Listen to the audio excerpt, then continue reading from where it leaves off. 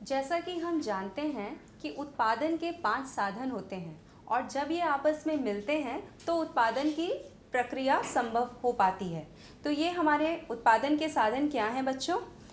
उत्पादन के 5 साधनों के माध्यम से होता है और ये 5 उत्पादन के साधन हैं भूमि, श्रम, पूंजी, संगठन एवं साहस।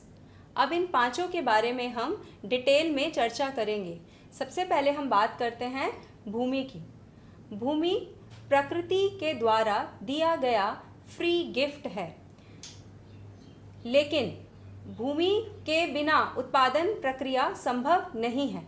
हमें कल कारखाना लगाना है, खेती करनी है, उन सब के लिए हमें लैंड या भूमि की आवश्यकता पड़ती है और भूमि संसाधन का इस्तेमाल करने के बदले जो आय सृजित होती है या भूमि की जो इनकम होती है उसे हम लगान या रेंट के रूप में जानते हैं। इसके बाद हम बात करते हैं श्रम की। श्रम भी एक महत्वपूर्ण उत्पादन का साधन है।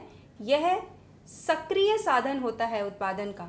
जैसे भूमि के बारे में हमने जाना तो भूमि निष्क्रिय साधन है, यह अपने आप उत्पादन नहीं करती जब तक इस पर श्रम नहीं लगाया जाता। तो श्रम उत्पादन का सक्रिय साधन होता है और यह श्रम 2 प्रकार का होता है, शारीरिक श्रम और मानसिक श्रम। शारीरिक श्रम का तात्पर्य हुआ जब हम अपने शरीर का इस्तेमाल करके कार्य करते हैं, जैसे मजदूरों द्वारा खेतों में मजदूरी करना, कंस्ट्रक्शन साइट्स पर मजदूरों द्वारा कार्य करना, ये सब शारीरिक श्रम कहलाता है। और दूसरी ओर मानसिक श्रम वह श्रम है जो व्यक्ति अपने मस्तिष्क के इस्तेमाल से करता है, जैसे टीचर, डॉक्टर्स इत्यादि।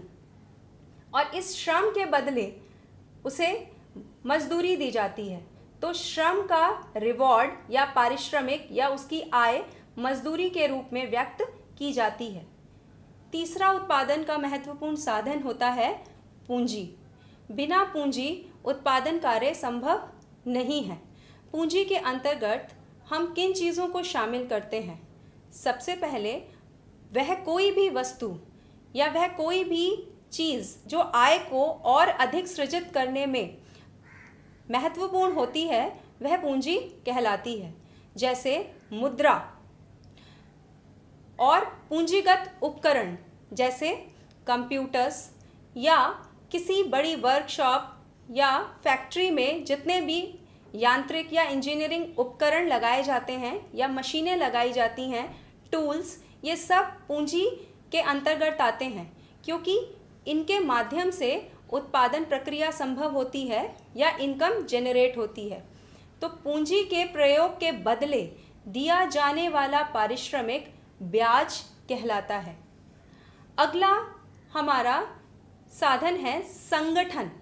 संगठन जो है वो व्यक्तियों के आपस में मिलने से बनता है।